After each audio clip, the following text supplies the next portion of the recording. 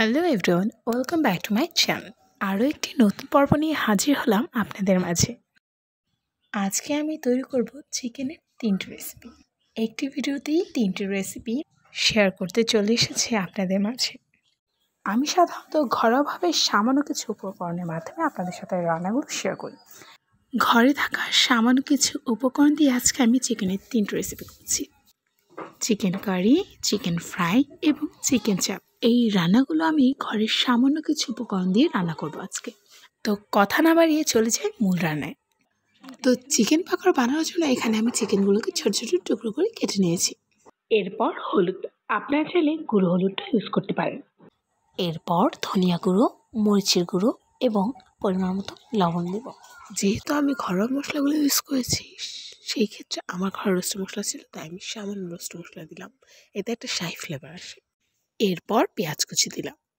দেন এখানে কর্নফ্লাওয়ার, আপনারা চাইলে হাফ কর্নফ্লাওয়ার বা চালের গুঁড়ো ইউজ করতে পারেন, বাট আমার ঘরে আজকে চালের গুঁড়োটা অ্যাভেলেবেল ছিল না, এই জন্য কর্নফ্লাওয়ার ইউজ করেছি। কর্নফ্লাওয়ারটা পরিমাণ মতো দিতে হবে, অল্প অল্প দিয়ে মিক্স করতে হবে। একটা আঠালো ভাব তৈরি করার জন্য এখানে আমি সামান্য পানি দেব। চিকেন চাপ বানানোর জন্য এখানে আমি চিকেনের লেগ পিসটা ইউজ করেছি, আপনারা চাইলে বেস্ট পিসও ইউজ করতে পারেন।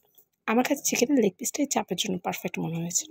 দেন মরিচের গুঁড়ো, ধনিয়া গুঁড়ো, একটা শাহি ফ্লেভার আনার জন্য আমার ঘরে ছিল রোস্ট মশলা, সেটা আমি পরিমাণ মতো দিয়ে দিয়েছি। এরপর সামান্য হলুদ পান, আপনারা হলুদ গুঁড়োটা ইউজ করতে পারেন। দেন পরিমাণ মতো লবণ, লবণটা অবশ্যই আপনাদের স্বাদ মতন দেবেন। চিকেনটাকে খুব ভালো করে ম্যারিনেট করে নেব। যেহেতু আমি দুটো লেগ পিস নিয়েছি, এই জন্য আমি লেবুর রসটা সামান্য ইউজ করছি। আপনারা যদি চিকেনের পরিমাণটা বাড়িয়ে নেন, তাহলে লেবুর রসের পরিমাণটাও বাড়িয়ে নেবেন। চিকেনটাকে ম্যারিনেট করার পর প্রায় 20 মিনিটের মতো চিকেনটাকে রেস্টে রাখবো। আর এই 20 মিনিটের মধ্যে আমি বানিয়ে নিচ্ছি রাইসটা। প্রথমে আমি তেলটা দিয়ে দেবো। তেলটা গরম হলে তেজপাতা, দারচিনি এবং এলাচটা সুন্দর করে ভেজে নেব। এরপর আদা বাটা দেব। এগুলোকে খুব ভালো করে ভেজে নিয়ে দেন আমি রাইসটা দিয়ে দেবো। আর আমি এখানে পোলাওয়ের চালটা ইউজ করেছি। পোলাওয়ের চালটাকে রান্না করার আগে চালটাকে খুব ভালোভাবে ধুয়ে নিয়ে ছড়িয়ে নিতে হবে। এরপর আমি পরিমাণ মতো লবণ ইউজ করেছি। এগুলো একসাথে মিক্স করে দেন সামান্য পরিমাণে জল দিয়ে দেবো।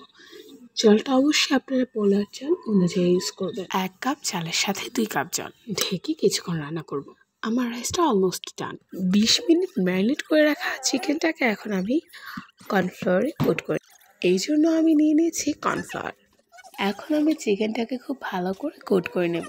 এই কোট করার বিষয়টাকে এক্স্যাক্টলি মুখে বলে বোঝানো যাবে না, আপনাদেরকে এটা দেখে নিতে হবে। খুব ভালো করে চেপে চেপে কোট করে নেব। এরপর একটা ডিম নিয়েছি। কোট করা চিকেনটাকে ডিমের ব্যাটারে এপিট ওপিট করে খুব ভালোভাবে মিশিয়ে নেব। আর এই কাজটাকে খুব আলতোভাবে করতে হবে। দেন টোস্ট বিস্কিটের গুঁড়োর মধ্যে খুব ভালোভাবে কোট করে নেব। দেন চিকেন পাকোড়ার জন্য চিকেন মিক্সটাকে এবং কোট করে রাখা চিকেন লেগ পিসটাকে আমি একসাথে এপিট ওপিট করে খুব ভালোভাবে ভেজে নেব। আর হ্যাঁ, চুলা আঁচটাকে মিডিয়াম টু লো ফ্লেম রাখবেন। আমি আজকে মাটির চুলা রান্না করেছি। আমার রান্না almost done. Okay, bye, take care.